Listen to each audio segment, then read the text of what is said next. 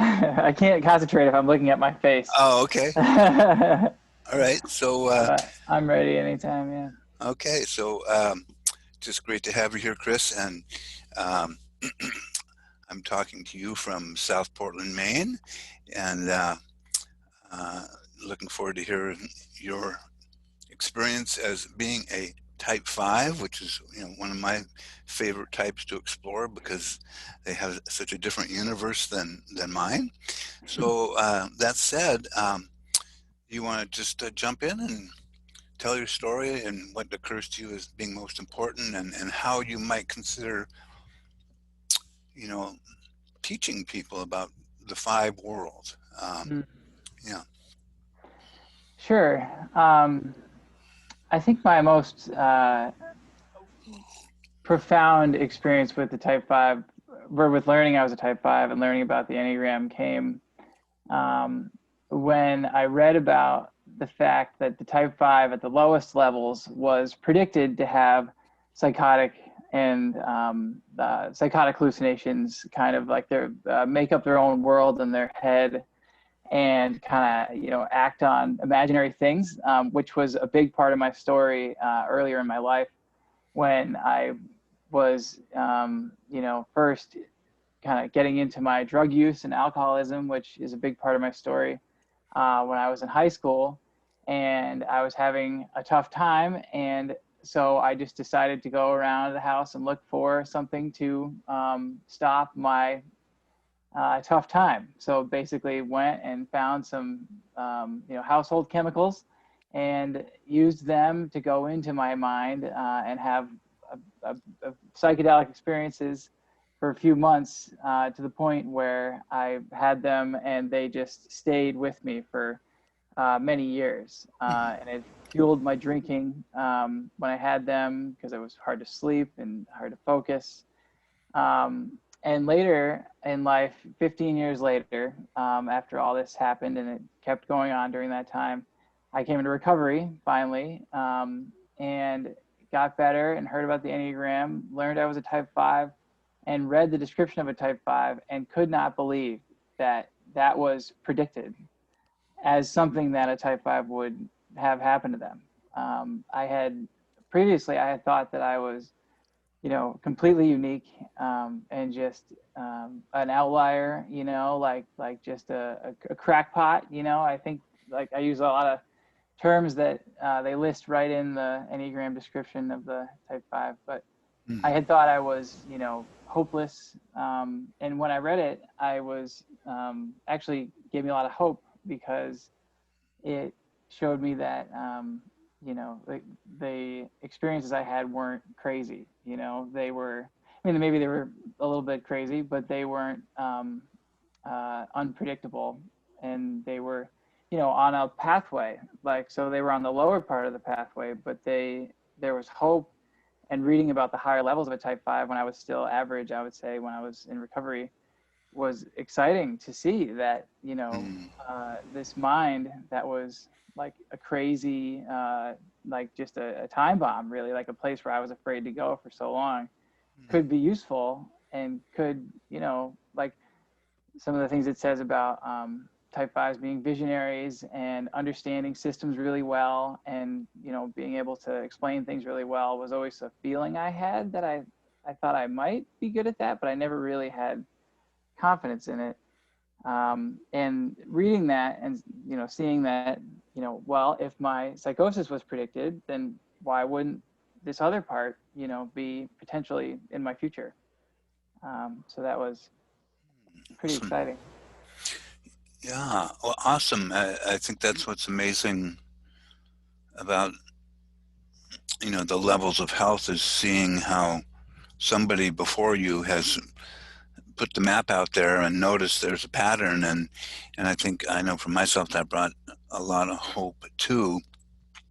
And so one of the things that uh, is said about the Type 5 is that they have a pretty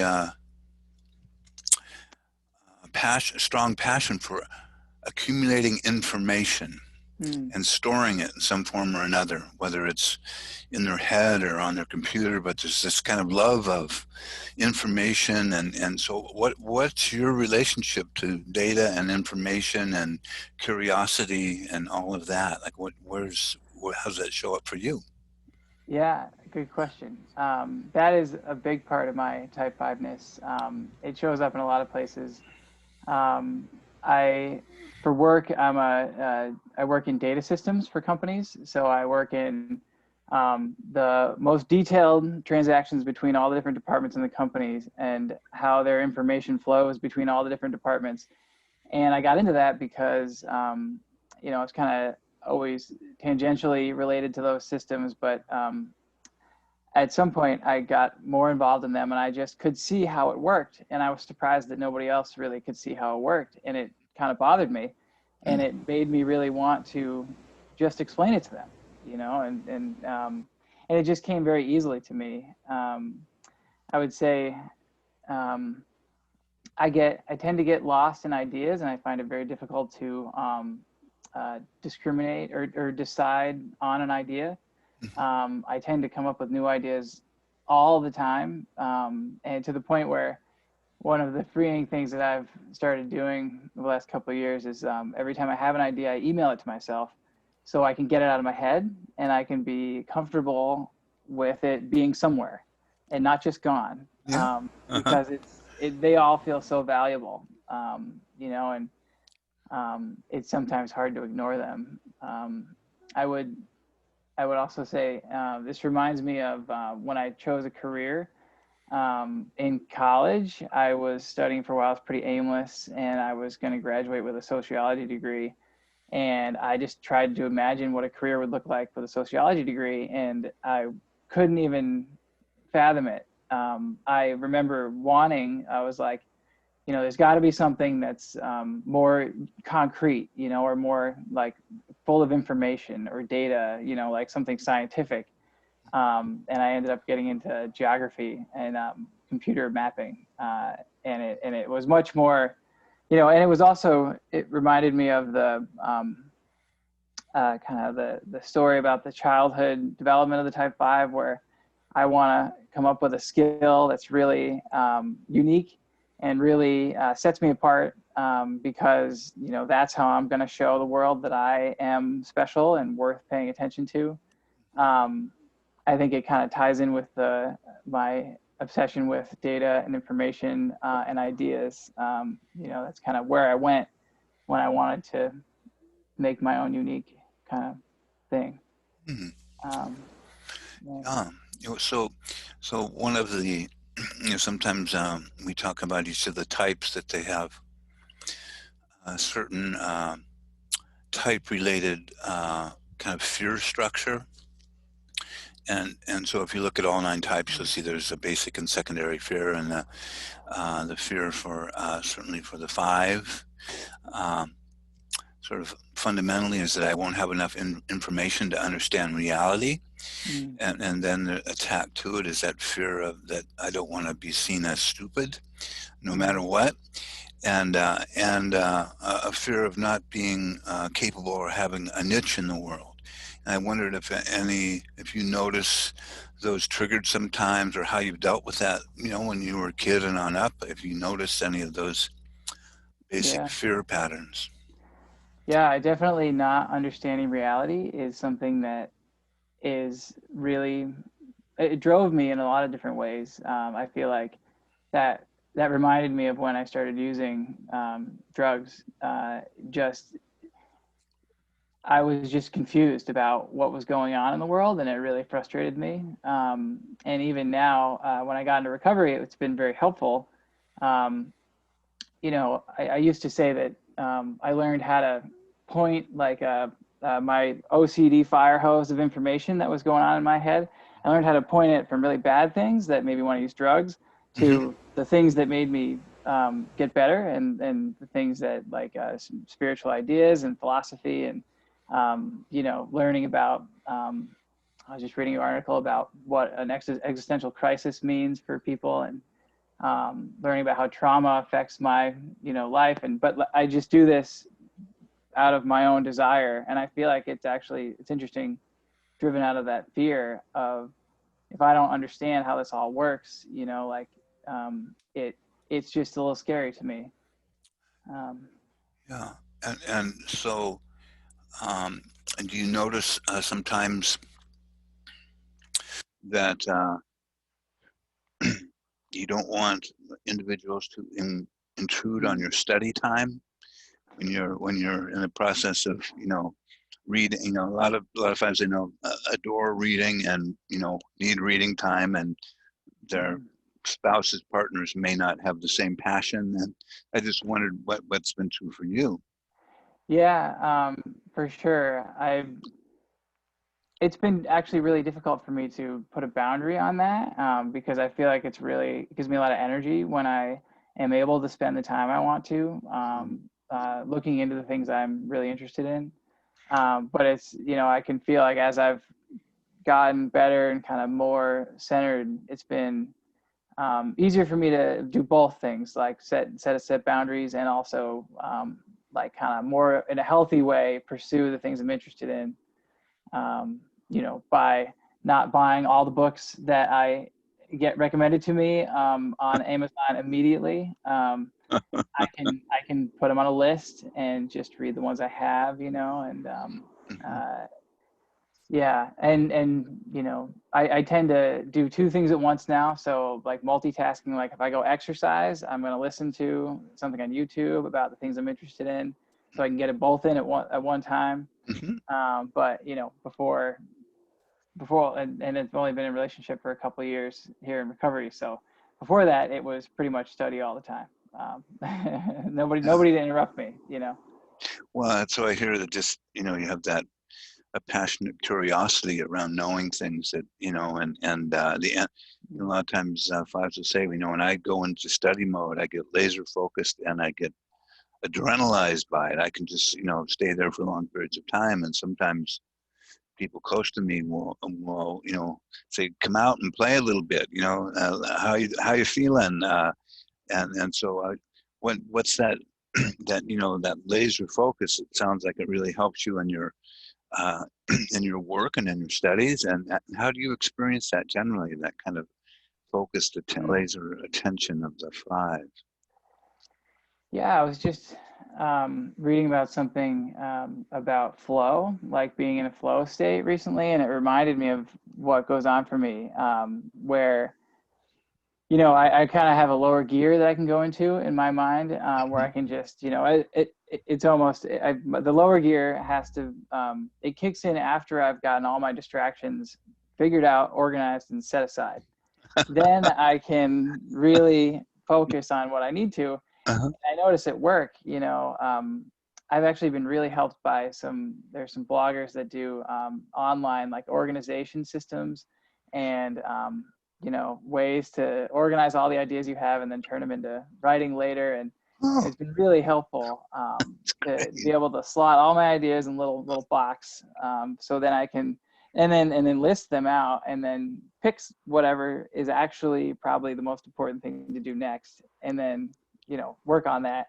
But then once I start working on it, it is, it's almost like there's like so much energy behind it, like there's extra surety that, like, what I'm focusing on, Mm-hmm. since it's the right thing, I can just get lost in it, and Mm-hmm. I can do it for a few hours and not really even, notice time passing. Mm. Mm. Um, but yeah. And I have one five friend who gets excited about ideas and starts sharing them with her partner. And at some point, her partner says, I'm not willing to learn anything new today. So just hold on to that. So have you ever had any kind of interactions like that with your beloved? Yeah, for sure. I've actually learned a lot about, recently, about, pausing and asking, like, is this still something that you want to hear about? And it's hard, because I feel like, a lot of times I'm like only 10% of the way into an explanation of something.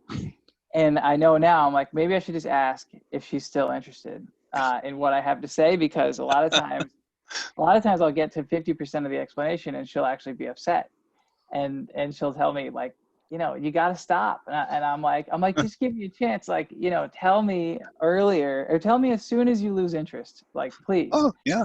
And I realized that she doesn't do that. So I have to say, I'll say like a few times through an explanation, like, are you still interested?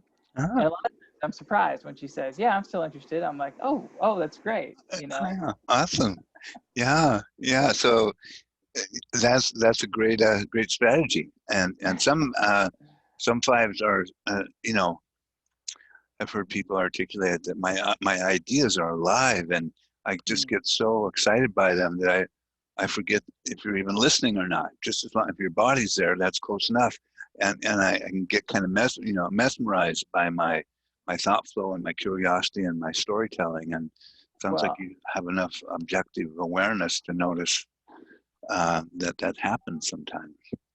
yeah, no, I was just going to say that I think I also noticed that it's really helpful for me to say things to people and to say them out loud. Mm, So there are other times when I'll just ask my fiance, like, you know, please just sit there and listen to this, because I need to say it out loud, because I'm like, either I'm so excited about it, just like you described, or I'm just needing to think about it.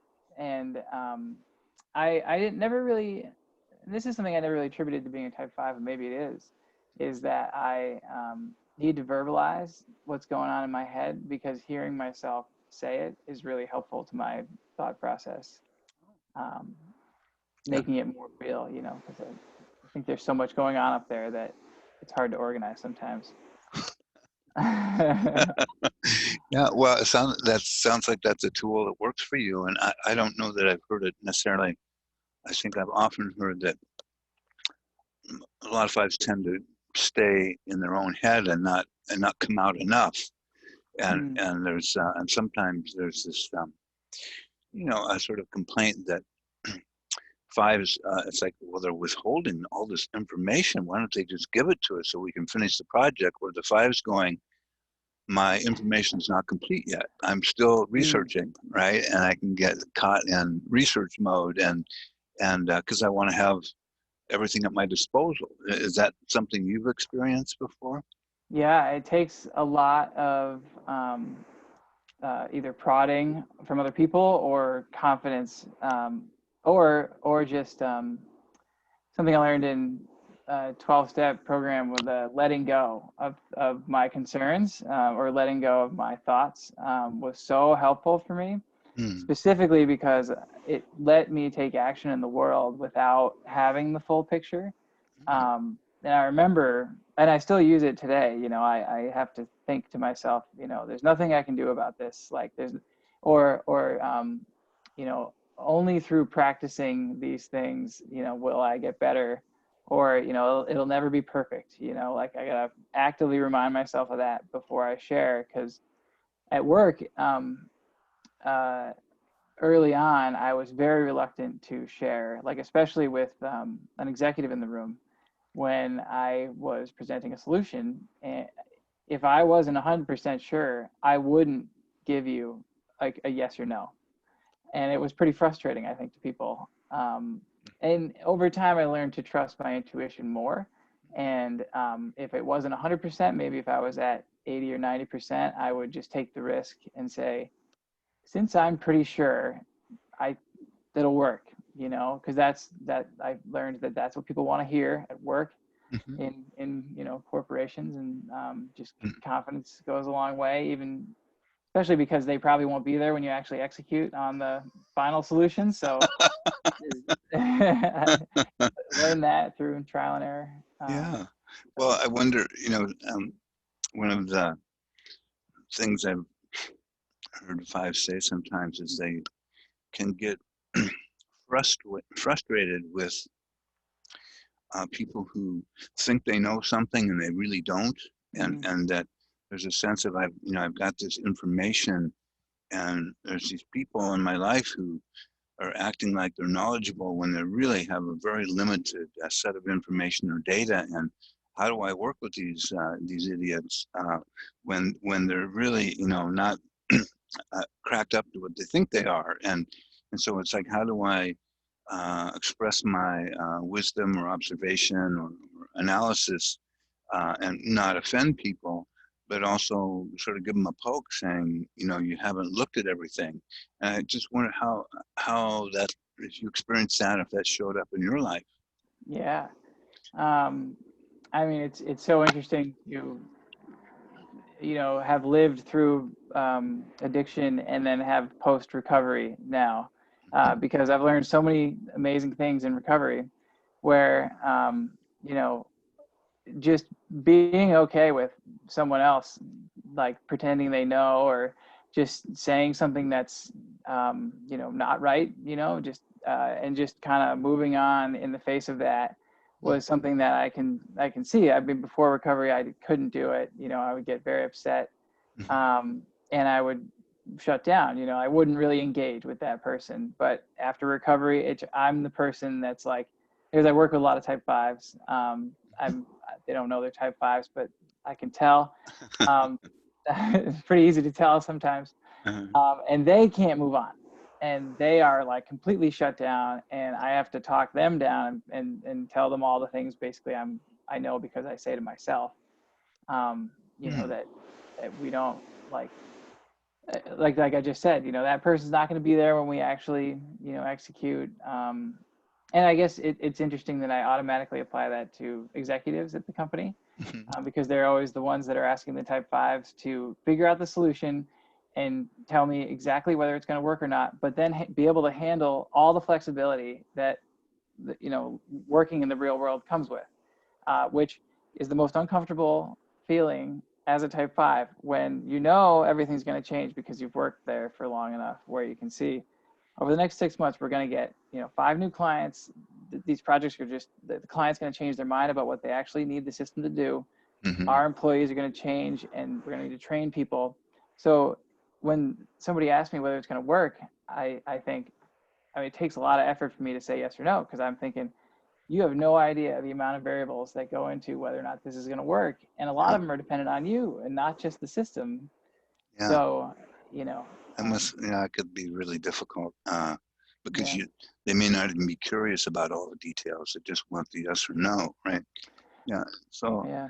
so what has, you know, one of the things that sometimes fives, you hear a story, this isn't always true, that, you know, a certain percentage of fives, like a certain percentage of fours, the three, you know, the 4, 5, and 9, the withdrawn type, certain, it's a sense of one of their challenges is learning to inhabit their body and be in their body, and it's not true for all the fives, but I wondered what you do in terms of staying in contact with your body so that you're not always up in your head center. Is if there's certain practices you have, or you know, what you've done to, Yeah, you know, healthy practices. for sure. Yeah. It's been very important to me. Again, so interesting to have pre-recovery and then post-recovery to see, you know, before I got in recovery, I remember my dad telling me to go to the gym. He thought it would be good for me because he liked it a lot. And I immediately said, there's no way I'm ever going to the gym, almost only because he told me to, or recommended it, you know. Yeah. And so I didn't for a long time, and I didn't really do anything active. And now in recovery, I do a lot of things.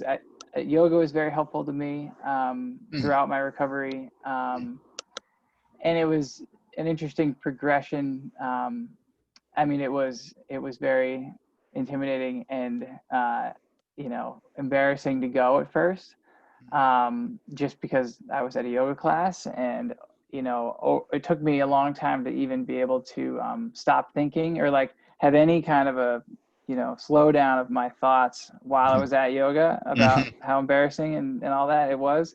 But once I did, it it was very helpful. Just even as a way to kind of force me to take the time out, because I could plan it ahead of time. I could go on a schedule, and it would force me to. At the time, I wasn't meditating. Early on in recovery, I wasn't meditating, but it would force me to sit down and do something physical and meditate at the same time.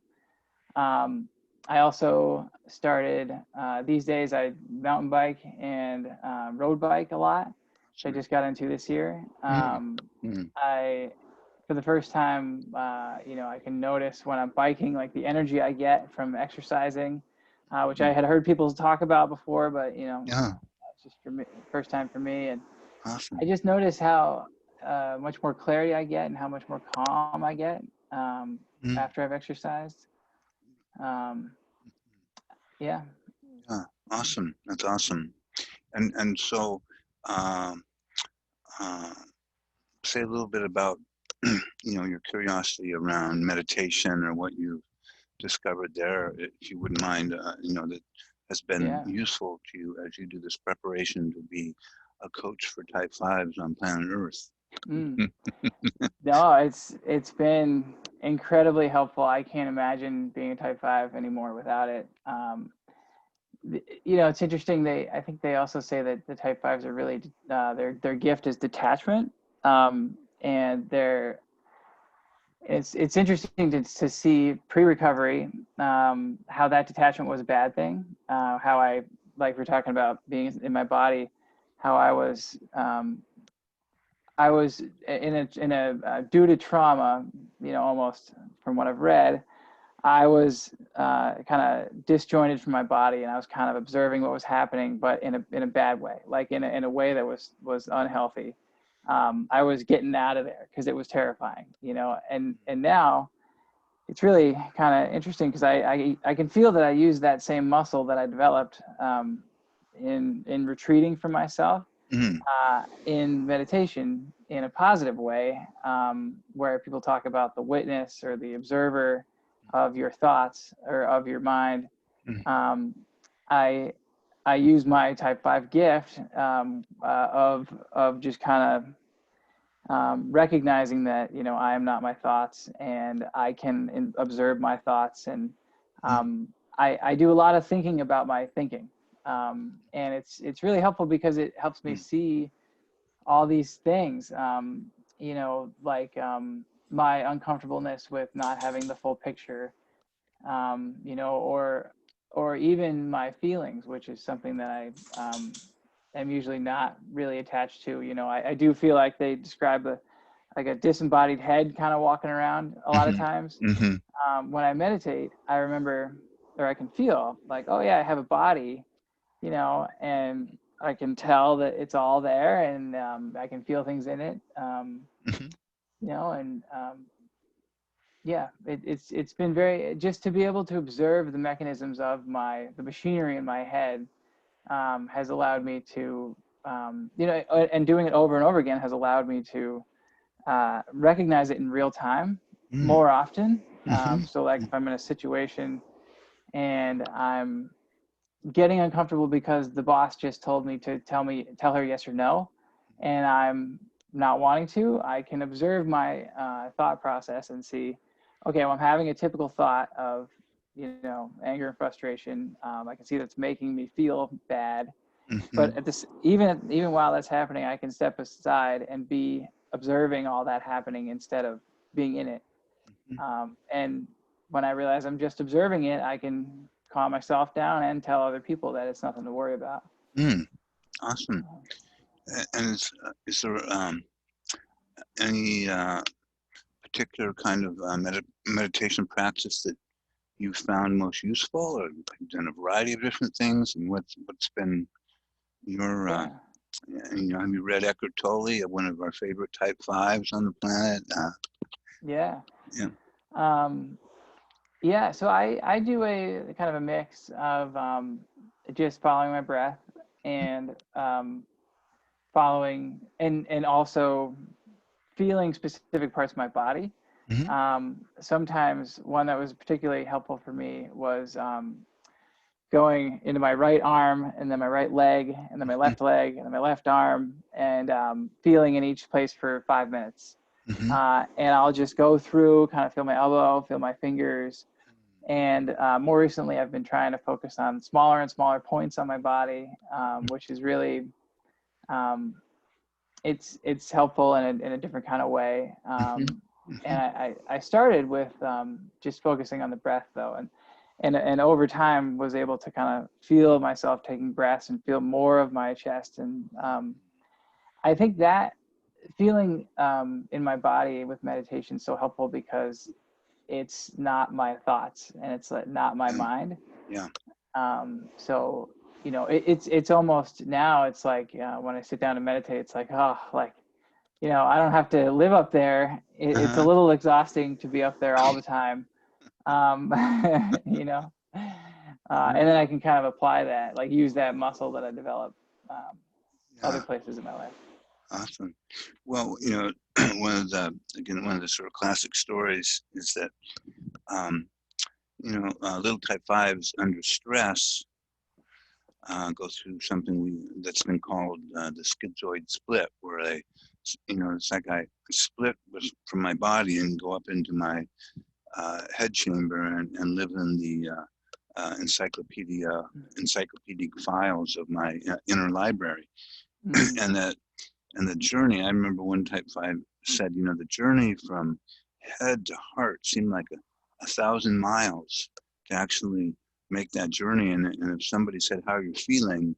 I would ask if there was a book to read on that. mm. I mean, it's always really kind of funny. Like, look, it's like, okay, is there a book for dating? Is there a book for whatever? And because I want to get that information first. But so what have you noticed about your journey to your heart? Like how would you describe that?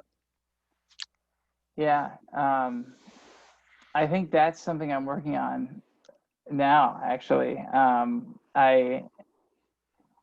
I feel like my experiences when I was younger, you know, kind of just blocked me off quite a bit, you know, and I feel like that sense of my ability to disassociate was so strong for bad reasons for so long that, Mm-hmm.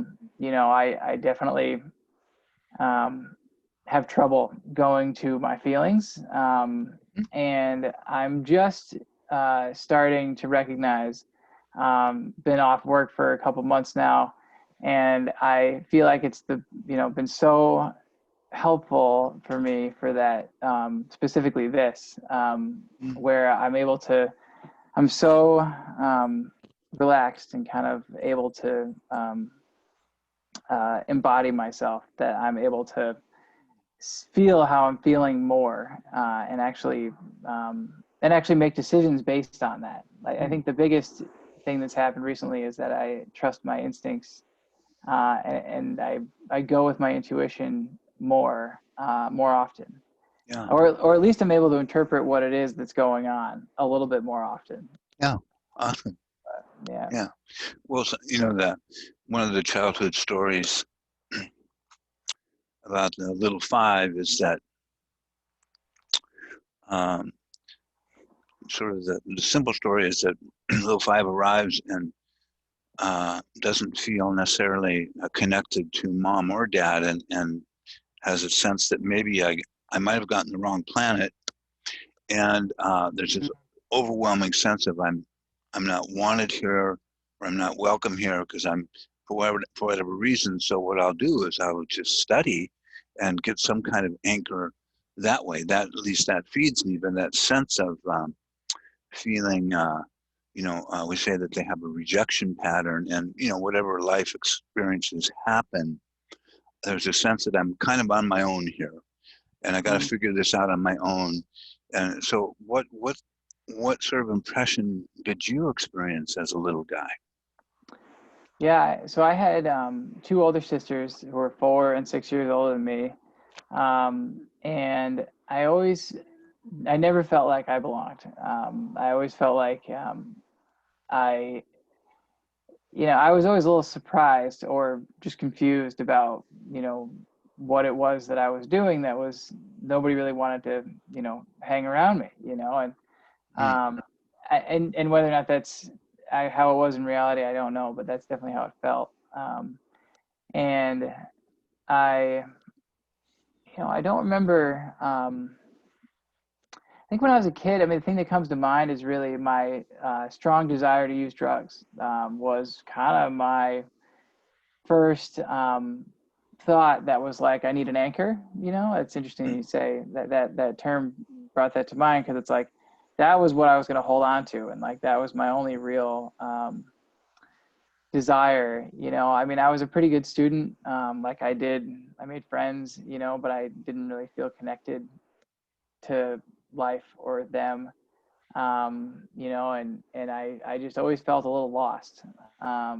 And it does feel like it started, you know, on reflection now, it feels like it came from my immediate family, a feeling that they weren't interested in being with me, you know, and it was, it was difficult, you know, and I think, uh, I don't know. I'm not sure. I remember thinking about this a long time ago, you know, because I think that's the only part of the type 5 that I don't relate with Mm-hmm. is early on. Early on, at least until I graduated from college and I decided I wanted to do computer mapping to be like, you know, special, or, you know, to be different and to kind of make a unique imprint on the world. Mm-hmm. I feel like I didn't really do much to try to go above and beyond for my family. Um, I think I just looked to escape more. Mm-hmm. Yeah. Um, Okay. Yeah. Well, let's see, I had another question there, just slipped away. It will come back. Um, so would you say that you have a passion for organization? That, yes. that you like things organized? And, Yeah. yeah. Oh, hang on just a second. That's why my light isn't working. Oh boy. Oh boy. Uh, my computer was off. Still not working. Hang on just a second. Let's see if I'm getting juice again. Uh, 17. Well, I plugged it in. Well, that's all right. It'll just be a little, yeah. So let's go for a couple more minutes. I don't want to lose this great interview. Yeah. Um, so sounds like there's someone home, and you got a visitor from another planet. She just got home, but she's going back outside. Oh, it's okay. Almost. Yeah. Yeah. Yeah. So, um, did I ask So another question, or did I? organization. Oh, Well, yes. Your passion for organization. it's a good question, because yeah, I was saying earlier man, these really thing that has had a huge impact on me. A couple of things. One is I read the book early on. Uh, oh, what's it called? Um, how to getting things done, or yeah, getting things done.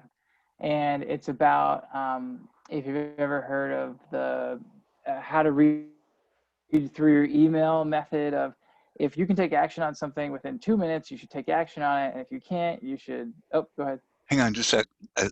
I'll be right back. No problem.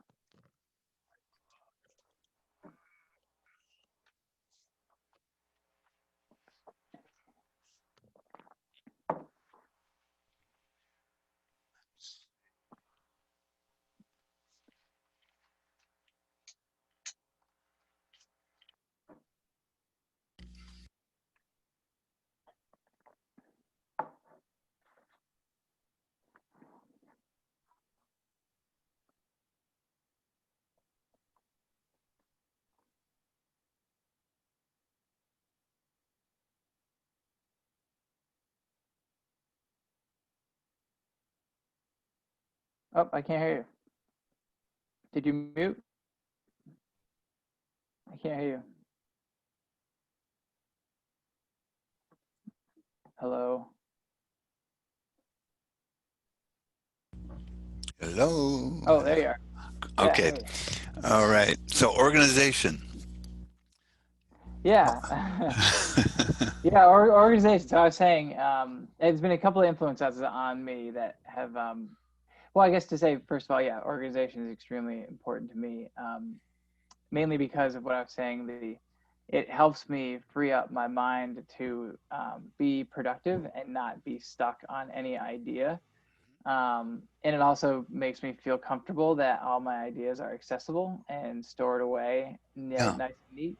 Yeah. So the first thing with organization that was really helpful was the book Getting Things Done, which is all about how to go through your day and be really productive and organize everything. And it's basically um, how to read your email. You know, like things like this are very interesting to me. Like if you know if you can take action on something in 2 minutes, you know, you go through your inbox and you go through each email. And if you can take action in 2 minutes and complete it, then you do it. And if you can't, it goes on a list. And if it's just informational, it goes into like an archive. So I kind of started with that. Hmm. And the guy who wrote the book actually has a section in it about how this can lead to calm and like how this can help you let go of the ideas in your head that you're not writing down, or that you're not like it can help you optimize the time you're spending in your mind because you're not running cycles on things that don't really, you know, that could be handled in other ways. Interesting. Um, Well, and in it's kind of like creating another brain, Oh another, wow. right? Uh, I got this it, other brain that I can go to. I mean, it seems as, yeah. well, it's amazing you say that because the second thing I was going to say is this guy Tiago Forte, who writes a blog and teaches a course called Building a Second Brain. Oh, really? Yeah. It's probably a type five. Oh, that's great. I think so. Yeah, he reminds me of me, Uh-huh. uh, in the way that he thinks, at least. And it's just so helpful. So he took that kind of research and has his own system. And I'm dying to take the class someday, but you know, there's enough out there where, you know, I've learned a lot about like systems like Evernote, where you can actually store all of your lists and all of your ideas. And then he's got a system on top of that where you can take the ideas and turn them into blogs or turn them into like useful insights, Yeah. which is so helpful. And there's other things, this new thing called Roam, which is a kind of like a little search engine for your personal information. It's really neat. So like you put information in and you tag the information. And so say you search for like, you know, how to gardening, you know, like all the things that you've collected over the years that have to do with anything with gardening would come up and like just list right Oh, for you.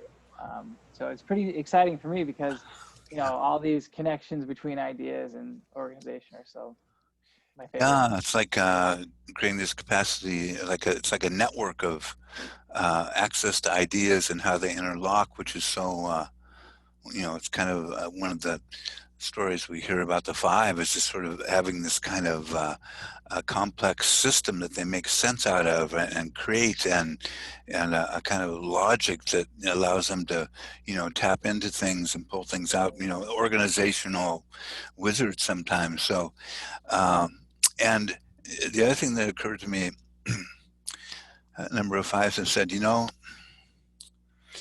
ideas to me are like valuable material. Mm, And the idea, if I see a good idea, the idea of not storing it someplace just tugs at me. It's almost like, ideas are my friends, and even books are kind of like my friends. So I want to put it someplace, but it's like I don't want to lose the thread of something it could be valuable. Someday it mm-hmm. will be valuable to me. And I have a friend in Texas who says, yeah, I had to realize at some point I didn't have to collect all my ideas that I could trust my intuition that things would come up. But he said that was a Mm, big growth edge for me. So, what's your relationship with ideas? yeah. Man, I suppose some ideas I'm able to let go, but not many. You know, I have that system for every time I have an idea, even to this day, I email it to myself, and then which is helpful because email is something I look at all the time, and it forces me to think about the ideas twice, at least twice. So I could once when I email myself, once when I make a decision whether I'm going to store it, Uh-huh. do something about it, or Yeah. something else. Because I do get overwhelmed with the amount of things that I have saved right now. I have a document. I read a blog about spirituality and recovery, and I have like a 30-page document, maybe 100, and I have another document that's like 100 pages of half written ideas, you know, different things that I've written to myself over the years. And, you know, I guess I'm comfortable that I'll never run out of topics to talk about. Yeah. But it is a little overwhelming that they're all half finished. Well, So, yeah. Well, it's interesting. I wonder. You know, the author of Game of Thrones is a Type Five, and if you've read any of his books, they're like, mm, you know, these 1,800-page things. It seems like with fives, the next book they write, it gets bigger. Like, mm. uh, who's the author for Harry Potter? Rowling. Yeah, and her first one was kind of a nice, sweet story, 300, and then it's like 500, and then it's 800. But she's also Type Five, and it's like more ideas come in, and I blend them in. So I imagine at some point you will have your books rolling through you as your intuition comes through and organizes it. But it seems like just one of the strong habits of fives is loving to collect information, and um, so if you were, you know, if you were, let's say you have a son or a daughter who's a Type Five, Mm. like, do you have any sense of, you know, what you might offer them to navigate their fiveness? That's a good question. I think it's funny to even think of, you know, how defiant I was when I was younger.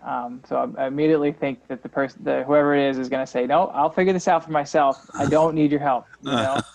Um, That's been known to happen. yeah. I think all I would do, is constantly let the person know that I was there for them, you know, and that I was available, and give them a lot of time, um, on things that, you know, aren't necessarily information and aren't, learning. And because if they're Type Five, they're going to be interested in something. And I suppose I would encourage them, if they were interested in healthy things, to, you know, look deeper, and kind of, I would teach them maybe about some organizational, like, methods and strategies, and just to help them from an earlier age to maybe not get overwhelmed.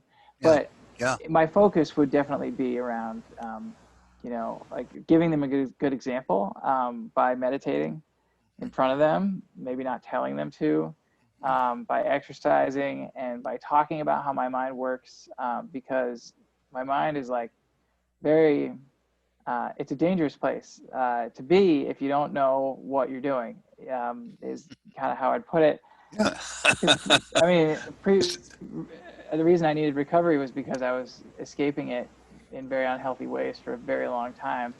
Um, and, you know, it just was, it was too much, you know. And I think, it is funny when I think about it, it sometimes is these little strategies that I've come up with that help the most.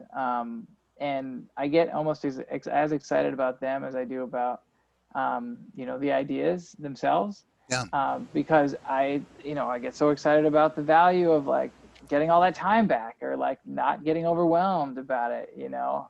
yeah, yeah. Well, did you experience that life in your thinking center was pretty intense from an early age? Just and I wonder if you had, if there had, you know, there in your family, if there was a curiosity about just even hearing about it, if that would have relaxed some of the tension. We'll Mm, probably never know, but it seems like a pretty common thing for fives is to get this intense. You know, it's like I remember one person said it feels like my thoughts are electric and charged, and sometimes coming out into reality is kind of a letdown. It's kind of boring, but if I go back in my head, it's like boom, yeah. there's all this stuff going on. So um, yeah, just wondering if you know, uh, and you know, you'll, as karma has it, you'll probably have a Type Five kid, so you might as well prepare. Right. Oh man. Yeah, I have a lot of answers to that. Uh, it's funny. Um, I think, um, I don't know. I forgot the question. Well, just again, it's just you know what as I heard you share that people weren't interested in your ideas, and your ideas for the five, I mean, they're often having awesome insights, and if you give them room to speak it, they just contribute so much to family. And there can be a Oh sort of, yeah. yeah. Oh, I see. Sorry. Yeah. Thank you. If they were, I think it would have really helped me to have someone be interested when I was a kid. Because I remember the worlds I would build. Yeah, I used to have really intense dreams, and I'd think about them a lot the next day. And I used to, army men, I would build the most extravagant, fortresses for them, and um, Oh, even like construction trucks, like in the sandbox. Like I can still remember that and how just intense that imagination, was. And I can remember, just wanting. I would have liked to have told somebody about all of it, and I yeah. think I think I learned somewhere that people didn't really want to hear about what was going on in my head, and I think uh, it contributed to me either discounting it or not taking it seriously, or thinking there was something wrong with me. Hmm. Because if there wasn't something wrong with me, then wouldn't people want to know about these unbelievable Hmm. environment things that are going on in my head? Like, I mean, Yeah, I'm having so much fun, and people are just annoyed with me. yeah, You know? yeah, yeah, Yeah. yeah, yeah, yeah. Well, that, and I can imagine. Well, and you use the word annoy. I can imagine that. That. I wonder if that some of that pattern comes up now, where you feel like I'm not really sure people are interested, or am I being annoying, or Oh no, man. yeah. Yeah. That's well, and you know, like some ego work in recovery has been helpful because not taking it too seriously when someone doesn't want to hear what I have to say or my ideas is really hard for me, but it's nothing to take personally, and actually the Enneagram is so helpful because it it I relate it to my ego, what I know about my ego. And when I can uh, think about my upsetness or like my agitation at someone not listening to my whole idea, it's really painful. But when I can Mm, classify it as just the machinery of my mind, my ego or my type fiveness, I don't. It's not personal anymore. Like I'm separate from it, and I hmm. can, like me, that is not it, Hmm. can be okay with not going with what it wants me to do, Yeah, and get yeah, upset. yeah, yeah. That's a great way of seeing it and working with it. It's like the five pattern wants a certain thing, and it sounds like you have a way of noticing and stepping back, and then not taking it personal if somebody isn't drawn to it. And so sometimes um, we hear about what's called the passion of the type, and for the which is the suffering of the heart of the type 5 is avarice. And avarice is this sense that I've only got so much energy to go around. So if I get too connected emotionally, it's going to drain my energy away from my what I want to do, which is my studies and Mm, accumulating more information. But there can be a sense of, some fives would say that emotional connection can be depleting. It feels like I'm going to just be depleted, so I store up and go into more isolation or alone time, and can quietly sort of have an energy field up that says, don't intrude across my borders.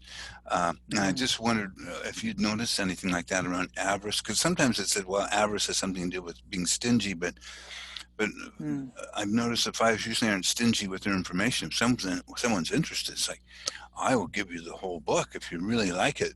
But the stinginess or the protectiveness seems to come around whether somebody's, taking up too much of my emotional energy or time. So hmm. what's true for you around that? Yeah, it's definitely, I've thought about this a lot, and it's definitely my concern over losing my energy. And it's like sometimes it's literally losing my energy, just being tired at the end of the day. I know that if I um, get into social situations, I'm going to get drained. Mm. Um, as opposed to, just doing what I want to be doing, which is, working on my projects. And so, and I also know that, halts like hungry, if I'm hungry, I'm angry, I'm lonely, or I'm tired, Mm. I am, it's like the equivalent of me having lost my energy. Yeah. So it's much harder for me in those circumstances to, um, uh, be even, and so I spent a lot of time imagining, well, if I do this, I'm going to feel like this later because I'm going to have no energy left. And, Mm. I realized that very quickly, and then I get upset. I'm like, and it doesn't even make sense to people sometimes where I'm like, no, I can't do that. Like, you don't understand. Like, I need to, like, and I actually have a good system worked out with uh, my fiance now, where I've kind of explained all this to her. And I'm like, I can say, listen, I just need to meditate for like 20 minutes. Mhm. And then I can move on. And she's okay with that, and I think she knows that I'm not just trying to escape, because a lot of times she wants to engage, and I just can't. Um, Yeah. and I can usually get better over time at holding that can'tness at bay until I can, Hmm. but Hmm. and meditation doesn't always just fix it, but um, yeah, I think that that's been helpful, that practice. Well, often we talk about the four and the five, that they have it's like a porous psychic boundary. So too much energy gets in, and they suck Mm-hmm. in the impressions and atmosphere of others in, and get overwhelmed, and Mm-hmm. and the sense of I'm out of gas and I got to go withdraw is the way I get my energy back. So that's certainly something I've had to do in terms of noticing if I'm not getting enough alone time. I just Mm-hmm. kind of start to dissipate, and I'm just sort of scattered about and no energy, and it's not good for Mm. people around me or myself. But Yeah. how would you describe it? Is that similar or something a little different? Well, it's good. It's a good timing to talk about this because I'm living in a very one bedroom, small apartment with my significant other, and we have been here for a couple months now. And I don't get much alone time. And it's interesting. Something I've been thinking a lot about lately is I find it very difficult to request alone time in a healthy way. Yeah. So I don't. I feel like I'm I'm almost afraid that, it's almost as extreme as like I think I'm gonna make her so mad that she'll leave me if I want to if I let on that I want to be alone. Hmm. And and so I have to approach it really carefully, and then I have to hint at it, and Hmm. then maybe I'll get to be alone or not, but like if I can be alone, I can get my energy mostly back. Um, Yeah. yeah. Well, I hear you. I used to feel there was something wrong with me, that I needed the alone time. So I'd wait and wait and wait until I was so angry that then I would, blow Hmm. up and I would Yeah. get my alone time. I go, wow, That this is also great. happens. Yeah. But to ask for it direct, I felt like there was something wrong with me. But I know that, Mm. like my wife Donna was saying, well, I'm going to go visit Chloe for 6 days. Will you be okay? I said, I will be awesome. With Yeah. no one in the house for 6 days, I'll just be like taking in all this energy and all of that. So I think it's fourth and fives experience that a Well, lot. I used to be hurt. I used to feel really like, like abandonment issues come up when Claire would tell me that she's going to go for a trip over a weekend and I'm not invited, or that doesn't Hmm. happen that often, but Hmm. even if she just went away for like a night, but I've realized over time, like I get very excited because I'm like, oh, really? Like, I'll be just fine. I will get all my energy back and I'll be ready. Hmm. And yeah, it's very comforting to get alone time. Yeah. The next frontier is comfortable asking for it for sure. Yeah, and I think I'm just imagining when I've been in a situation in a small kind of chamber like you are, where there's Mm. not a private room I can go to, or that how I can start to feel really confined. It's like just sort of squeezed in upon, and it, you know, and it's visceral. I feel it. It's like, oh God. But it sounds like you're going to be finding another place soon, and Well, hopefully, I will say that exercise helps a lot too. awesome. That's a new thing is, you know, if I'm feeling like that, like the walls are literally constricting me, Hmm. I'll go for a long bike ride. That's great. And usually, yeah, usually it helps a lot. So, Awesome. Well, look, I'm gonna uh, hit the pause button so it'll record, and then so thank you so much. You really yeah. awesome, awesome, and let's see.